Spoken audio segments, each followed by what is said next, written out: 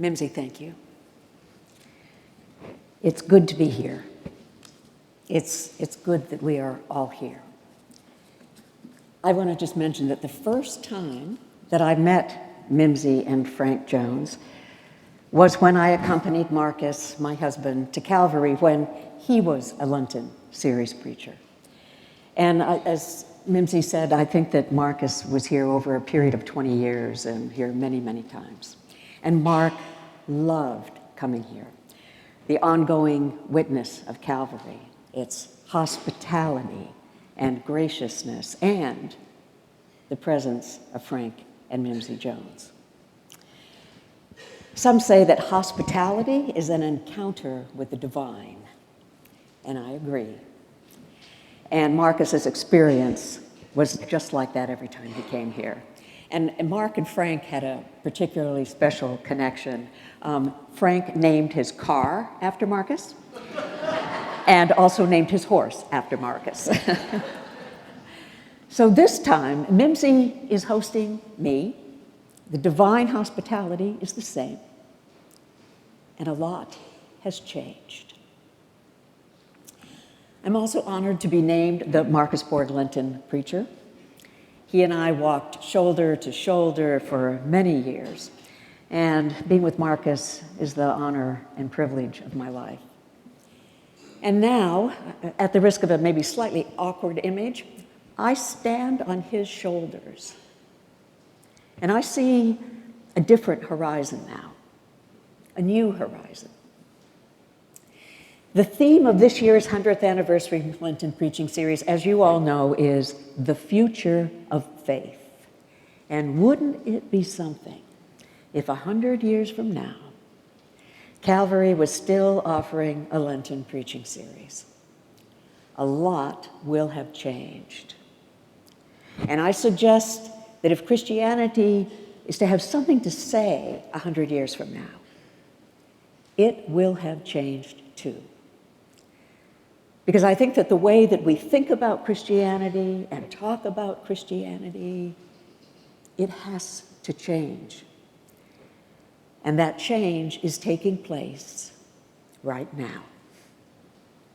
I chose the text for today, and it's selected verses from the Gospel of John, and it's the story of Lazarus. Lazarus means God is my help, or God has helped.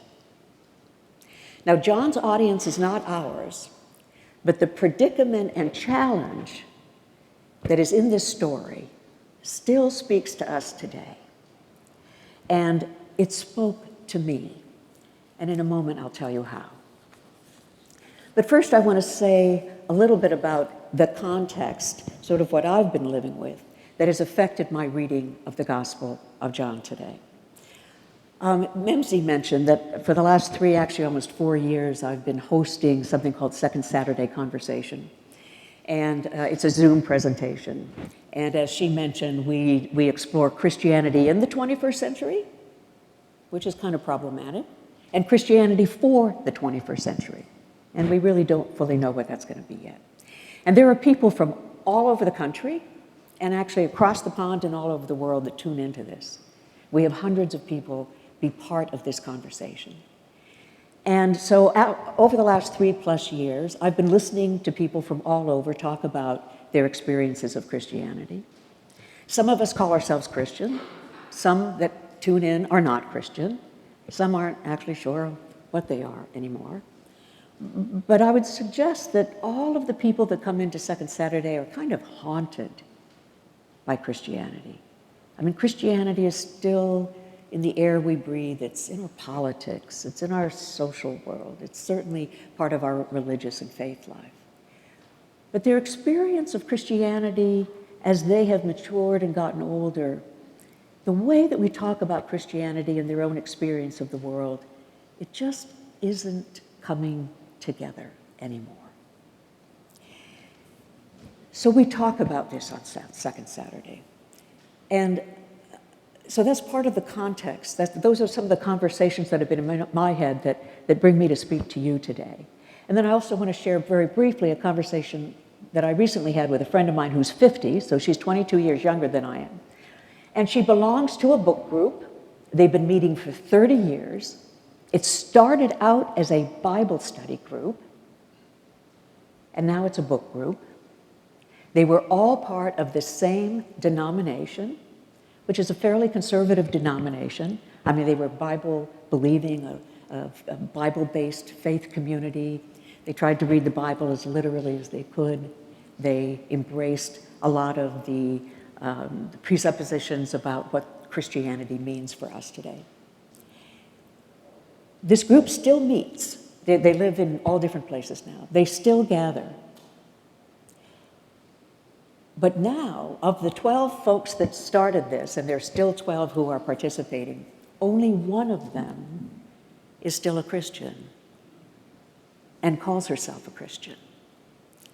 And I asked my friend, I said, why do you think that is? And her response was, life got difficult. Life got difficult. Life got hard. And a lot of things that happened to members of this group seemed to happen for no rhyme or reason. And the prayers of the righteous did not availeth as much as they had hoped. Life was more unpredictable than they anticipated and complicated. And circumstances in their lives that caused pain and loss that prayer did not somehow address or answer. They became confused. They began to wonder about the strength of their convictions, and they began to wonder about their God. And they began to grieve the loss of their faith. Life is difficult. And for them, and for so many on Second Saturday, the classical and traditional beliefs of Christianity that emphasize that God is sovereign and God will provide the ultimate victory, and that death has been overcome, and that what really matters about Jesus is that he died for our sins, as though that's what his life and death was all about. And the emphasis on an afterlife, as though this life is only incidental to the real life that is to come, and that better life will happen somewhere else. All of those classical and traditional beliefs have failed to persuade anymore. And they've widened a chasm between Christianity and the world and their lived experience. And for a lot of them, the cognitive dissonance between their beliefs and their experiences in life became unnavigable. I mean, life is difficult. And Christianity, for so many, has become increasingly unbelievable. I mean, that may be true for some of you here today. The experience of this group and of Second Saturday, I think, is just, it's all too familiar. So what about the future of faith? Well, first, I'll be bold and direct. I think we need to re-examine our reliance on creeds and doctrine and dogma as a litmus test for our faith. I know that some will say, well, those are the weight-bearing walls of Christianity. Those are the things that define what Christianity is. But my experience tells me that Christian doctrine and dogma and those creeds are the very things that are weakening Christianity today. I mean, Christianity is not about doctrine. It's not about dogma. It's not about right belief. It's about a poetic vision of possibility that Jesus called the kingdom of God. There is another way to go about life than the way that empire constructs it. Things can be different. I suggest Christianity is about possibilities. Possibilities. It's not a strategy. It's not transactional. If anything, it's unconditional. But unfortunately, the tradition's effort to define Christianity and faith and God and Jesus has turned those things into things. And we are to believe those things. So in thinking about the future of faith, I think we need to re-examine the place of doctrine and dogma. I also think that Christianity needs to be more honest about life. Life is a risk. Christianity has tended to deal with this by saying, well, it's Friday, but Sunday's coming. But for many, Sunday doesn't come, or certainly doesn't come the way that they expect. Life is a risk. That is a given. And I think we need to be more honest about that.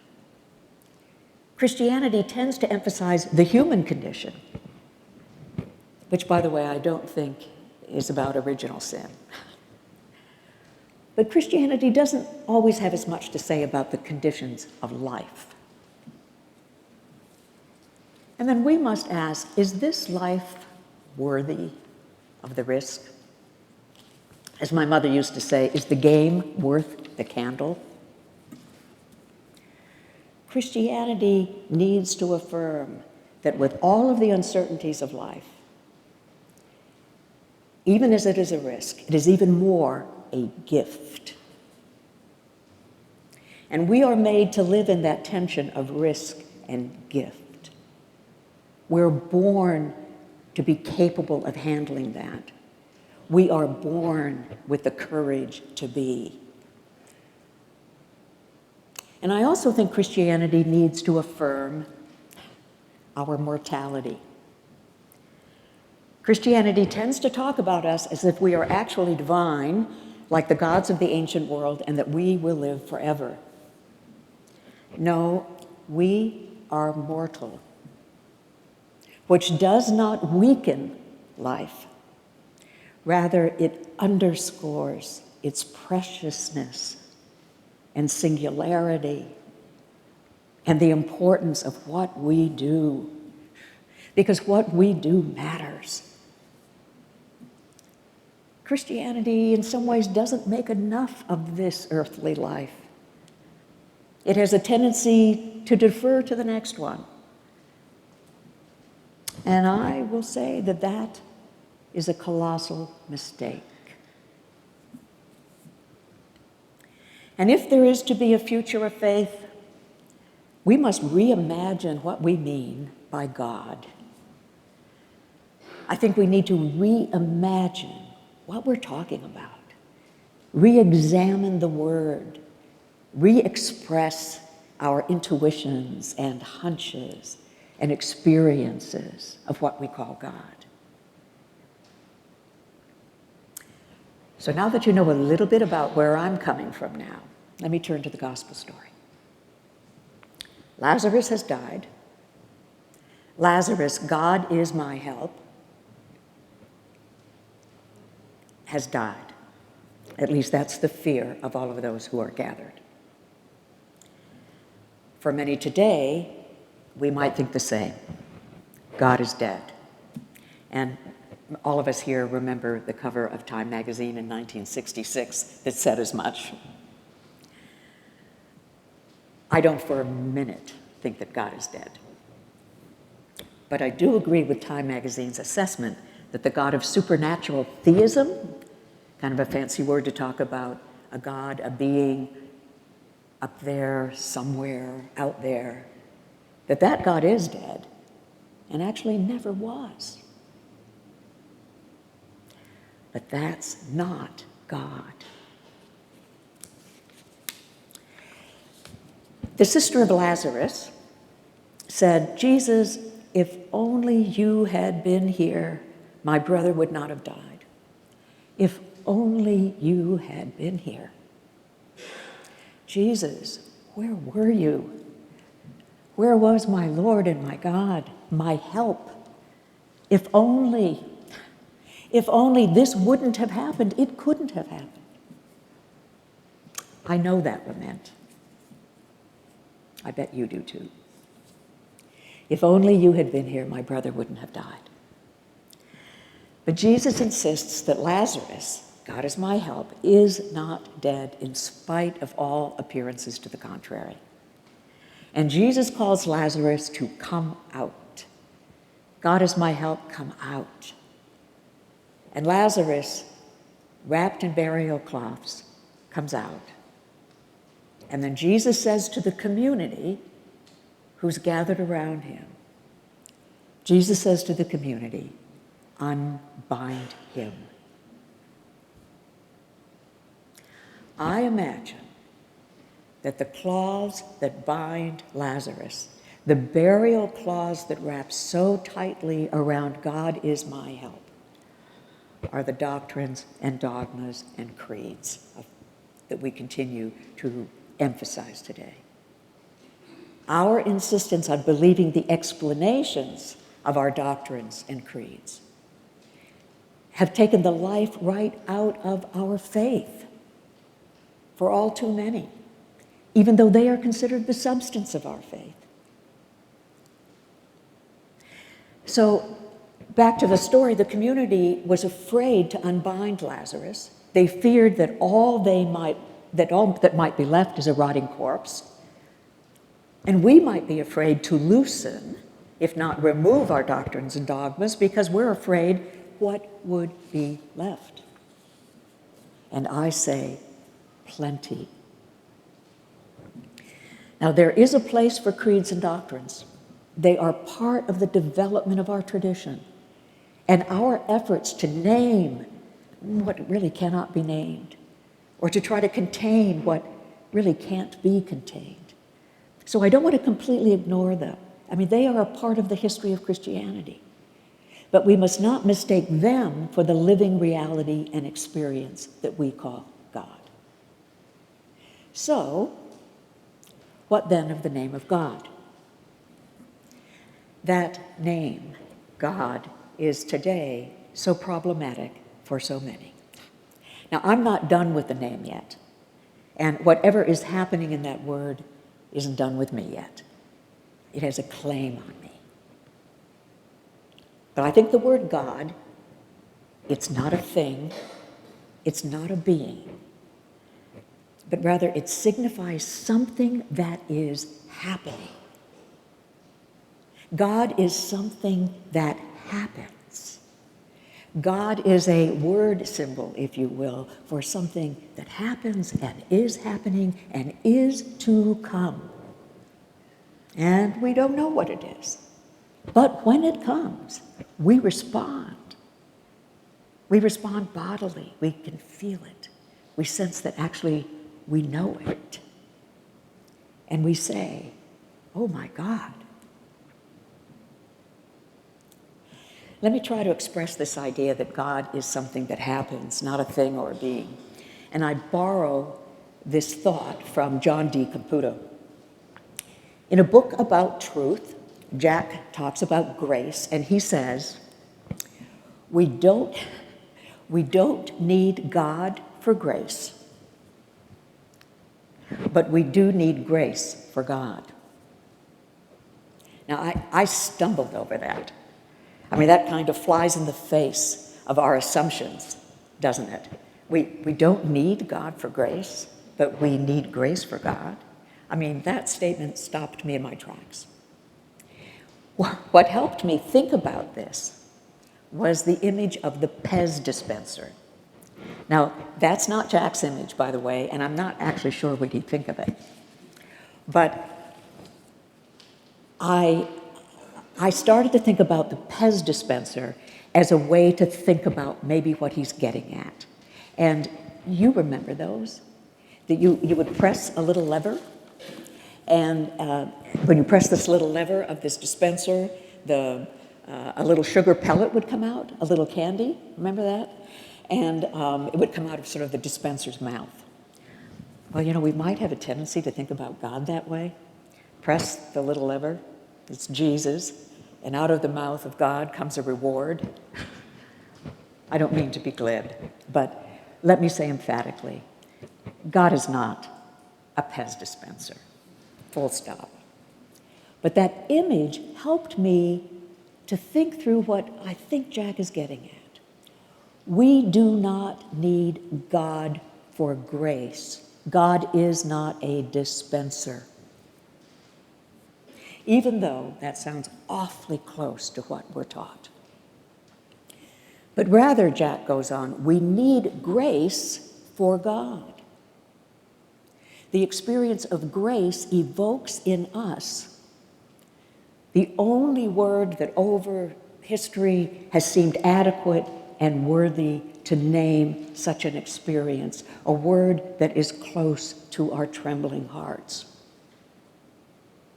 The name God. It is the experience of grace, or when something breaks through or flows through unexpectedly that we did not cause or create, that shimmers and changes our angle of vision and gives us a sense of the more, or is experienced in that moment as of ultimate concern and value, that comes in the midst of the conditions of life, even when conditions are dark and difficult. And when that grace or that experience touches us, we say, oh my God. And grace abounds. Unfortunately, not everyone sees it.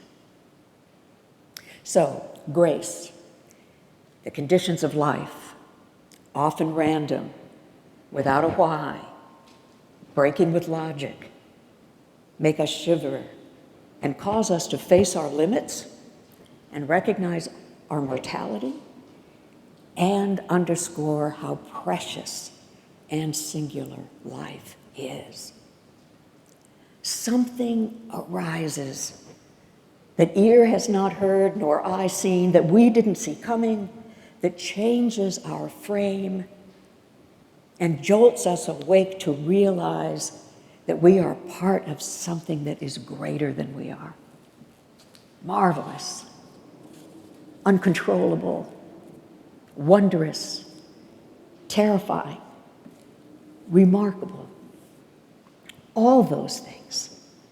We need to accept all of them as fully as we can and live our lives as fully as we can. That is the courage to be. Whether it's a sunset or a bomb going off, whether it's a synchronistic meeting seemingly by chance or watching a skater do a triple lutz, whether it's the birth of a child or the news of a terminal diagnosis. When our sighs and exclamations are too deep for words, the only name that seems worthy of that experience is, oh my God.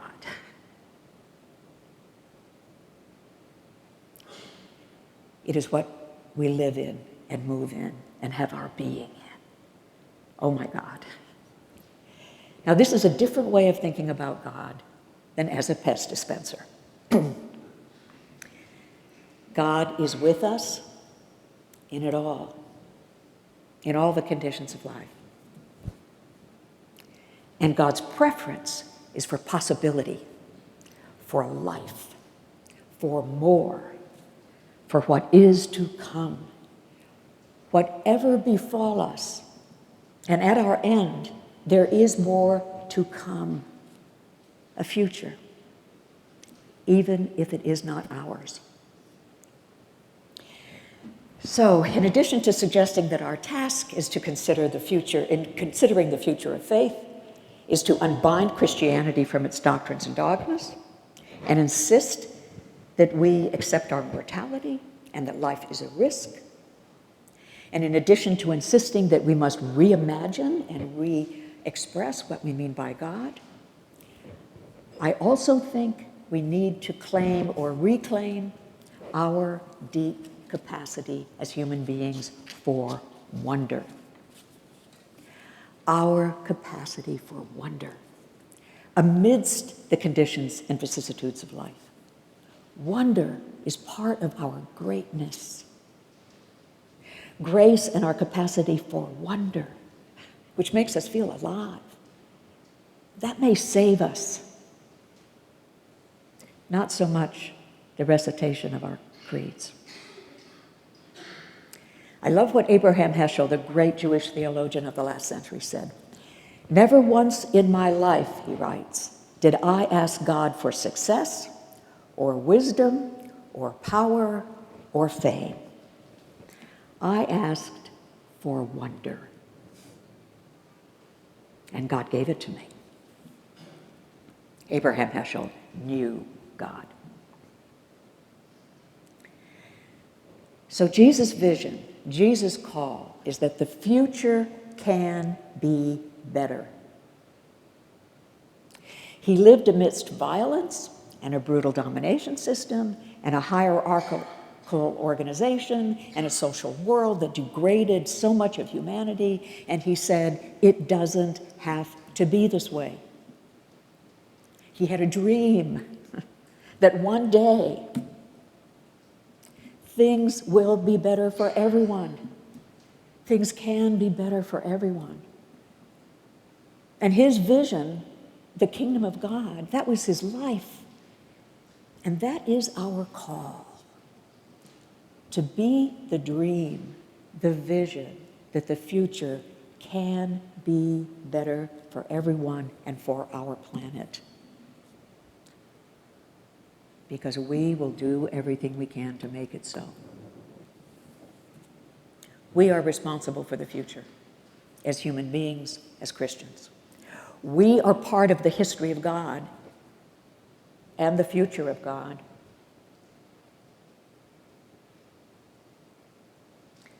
The future of faith. The Memphian wrote a lovely article about this 100th year of Calvary's Lenten preaching series. And they reported that the theme of this year was a future of faith. Well, I think they got that right, even though they got it wrong. I think the future of faith is a future of faith. Faith meaning trust, not belief. Trust, a deep existential trust in the worthiness and goodness of life, come what may. The gift of life, I mean, it's remarkable that we are here at all. The gift of life deserves our deep existential trust and commitment. Life is of unconditional worth and value. We don't have the luxury to think otherwise. The future of faith is a future of faith, that the future to come will be better, even a future that will not be ours.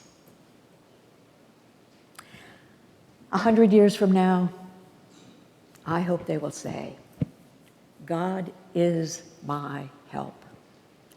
How filled with awe is this place.